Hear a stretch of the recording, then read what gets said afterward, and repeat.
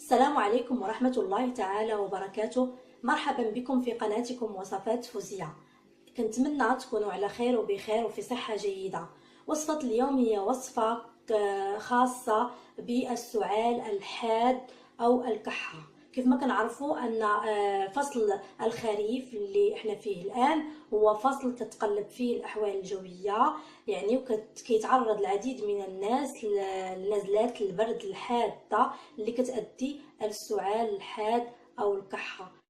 وفعاليتها مبهرة، أؤكد لكم أنها تقضي على السعال والكحة، وهي علاج بإذن الله شافي ومعافي لكل من يعاني السعال الحاد، وبإذن الله سيكون الشفاء إن شاء الله.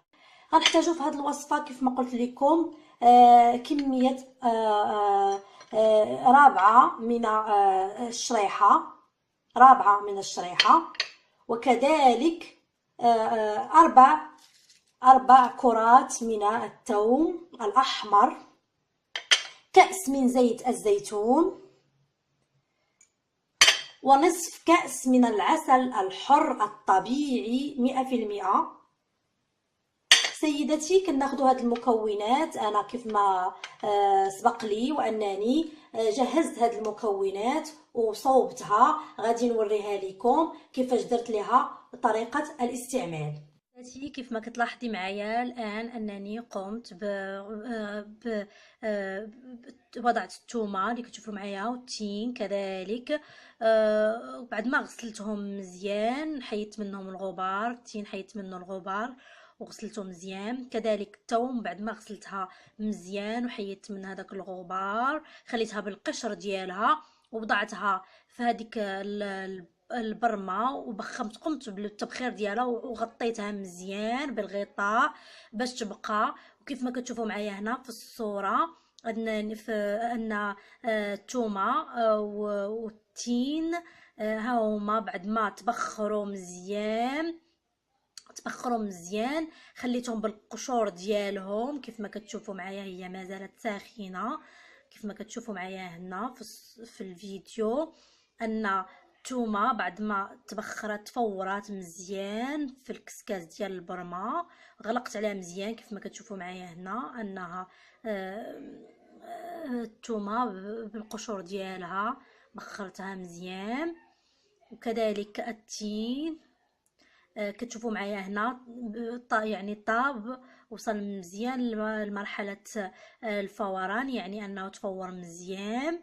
كيف ما كتشوفي هنا سيداتي انني غادي نقشر الثوم كيف ما كتشوفي معايا هنا من بعد ما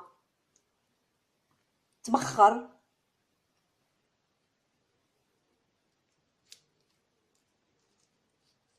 غنحيدو ليه القشره ديالو هكذا كيف ما كتشوفي معايا سيداتي.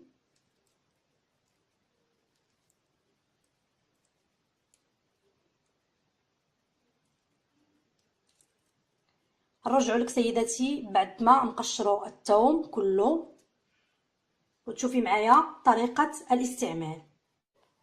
سيداتي كيف ما كتلاحظي معايا هنا بعد ما زولت الثومه القشر ديالها، دابا غادي نقوم بالمزج ديالها مع الخليط بهذه الطريقه. ناخذوا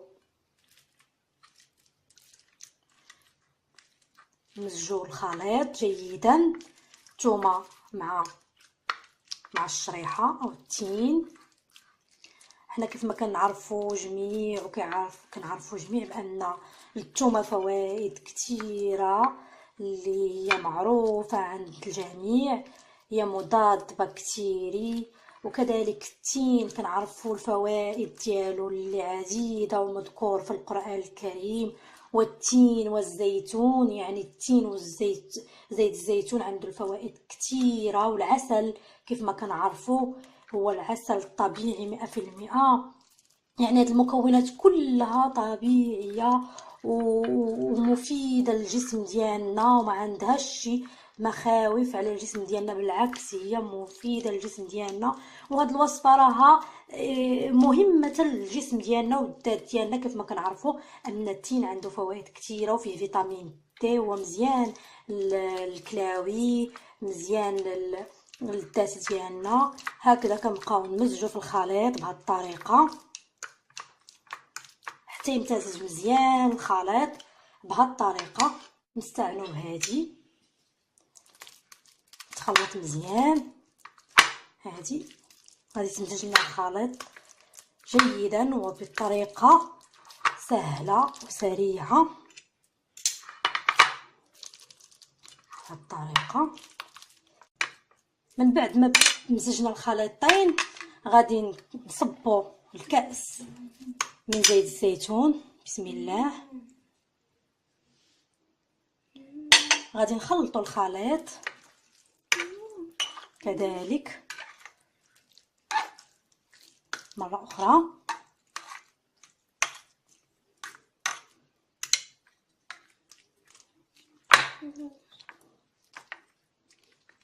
حتى تنسجم لنا العناصر كلها.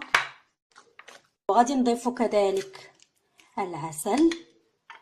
بسم الله. كيف ما كتلاحظوا معايا هو عسل طبيعي، كيف ما كتلاحظوا هنا،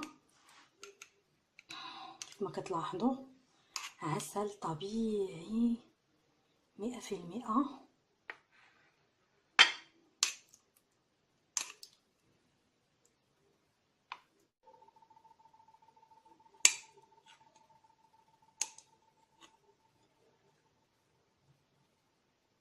من بعد ما زدنا العسل غادي نمزجو الخليط كذلك، غنبقاو نمزجو فيه بهذه الطريقه حتى ينسجم الخليط جيدا. سيداتي كيف ما كتلاحظي معايا هنا بعد ما مزجت الخليط اللي كيتكون كيف ما قلت لك من الثومه مبخره هي والشريحه، يعني التين، وكذلك ضفت ليهم كاس زيت زيتون وكذلك نصف كاس ديال العسل الحر. من ما مزجت الخليط كيف ما كتلاحظوا معايا هنا تمزج على هذا الشكل. كيف ما كتلاحظوا معايا مزجت الخليط ولا على هذا الشكل كيف ما كتشوفوا. دابا ولا صالح للاكل. حنا غادي ناخذ سيداتي ملعقه كبيره كيف ما كتشاهدوا معايا هنا، ملعقه كبيره من بعد ما نتعشاو ونساليو ونبغيو نعسو ناخذ ملعقه كبيره قبل النوم وما ناكلوش من بعدها حتى شي حاجه. باش نحتفظوا على هذا الخليط سيداتي خصنا نوضعوه في قنينات او بواطات كيف ما كتلاحظي معايا هنا. هذه كتغلق باحكام، يعني كتغلق باحكام كيف ما كتشوفي معايا هنا، كتغلق باحكام ديال زجاجيه. كنحتفظوا به في الثلاجه، وقت ما بغيناه كندفيو منه القدر اللي غادي ناكلو، مثلا مقدار ملعقه قبل النوم، كناخذوه بالشفاء ان شاء الله. كنتمنى سيداتي ان الوصفه تنال الاعجاب ديالك وتجربيها، وان شاء الله غادي تكون بالشفاء ان شاء الله. كيف ما كتشوفوا معايا هنا بعد ما غلقتها هكذا بهذه الطريقه، يعني هي محكمه الاغلاق هكذا. اللي بقى لنا غادي نديرو في بواطه اخرى او قنينه تكون محكمه الاغلاق، كنوضعوه في الثلاجه ما نخافوش عليه. كيف ما كتلاحظوا معايا ان الزيت يطفو في السطح، غادي نسجم مع الخليط. كنتمنى سيداتي الوصفه اليوم تنال الاعجاب ديالك وتعجبك وتجربيها ان شاء الله بالشفاء العاجل. نتمنى نكون السبب ديال الشفاء ديال اي مريض ان شاء الله، لان الشفاء من عند الله سبحانه وتعالى وما نحن الا سبب. سيداتي كنتمنى ان الوصفه ديالي كيف ما قلت لك تعجبك وتجربيها لانها فعاله 100%. كنشكرك سيداتي على حسن المتابعة، وكنتمنى انك تبقاي تشاركي في القناة ديالي وتضغطي على زر لايك وتبارطاجي لي فيديو ديالي، ونتمنى تكوني دائما وفية ومتتبعة القناة ديالي، لانني غنقدم لكم دائما وصفات اللي تكون في متناول الجميع ومجربة ومضمونة 100%. شكرا لكم.